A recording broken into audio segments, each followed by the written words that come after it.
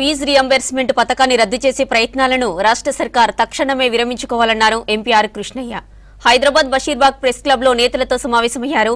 GO number 7ను రద్దు చేసి పాత పద్ధతిలోనే ఫీజు రియంబర్స్మెంట్ పథకాన్ని కొనసాగించాలని డిమాండ్ చేశారు. విద్యార్థుల ఖాతాల్లోకి డబ్బులు వేయడం సరికాదన్నారు. హైకోర్టు ఇచ్చిన తీర్పుపై సర్కార్ అప్పీలుకు వెళ్లాలన్నారు. జనాభా దామాషా ప్రకారం మోదీ సర్కార్ చట్టసభల్లో బీసీలకు రిజర్వేషన్లు కల్పిస్తుందని ఆశాభావం వ్యక్తం చేశారు ఆర్ కృష్ణయ్య.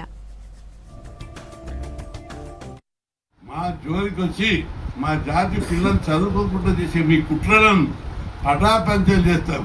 నీవు అనేక లాంగ్వేజ్లు అనేక రకాలుగా అపోజిషన్లు మాట్లాడతారు, మీరు మాట్లాడుకుంటారు. మేము ఆ భాష ఉపయోగించాం, మేము పొలైట్గా పార్లమెంటరీ లాంగ్వేజ్ ఉపయోగిస్తాం. కాబట్టి మా జోలికి వస్తే మిమ్మల్ని వదిలిపెట్టే ప్రశ్న లేదని కూడా తెలుస్తున్నారు. ప్రతిపక్ష పార్టీలు మా ఎవరి మీద విమర్శించుడు పంచుట్లన్నారు, బ్లాక్ మెయిలింగ్ కాదు, ప్రజలకు విద్యకు హక్కు అవుతుంది, దెబ్బతీస్తున్నారు.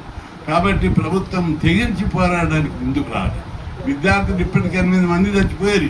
దేశానికే బీసీలను ప్రధానమంత్రి చేశారు. ఆయన ఈరోజు ఒక్కొక్క స్టెప్ తీసుకుంటున్నాడు, ఫ్యూచర్లో కూడా తీసుకుంటాడు. రాజ్యాంగబద్ధమైన కమిషన్ ఇచ్చారు, ఇంకా అనేకమైన ప్రయోజనాలు ఇస్తుండు. ఏబిసిడి వర్గీకరణ చేస్తుడు, జనాభా లెక్కలు తీపిస్తున్నాడు, కుల గణన చేపిస్తున్నాడు.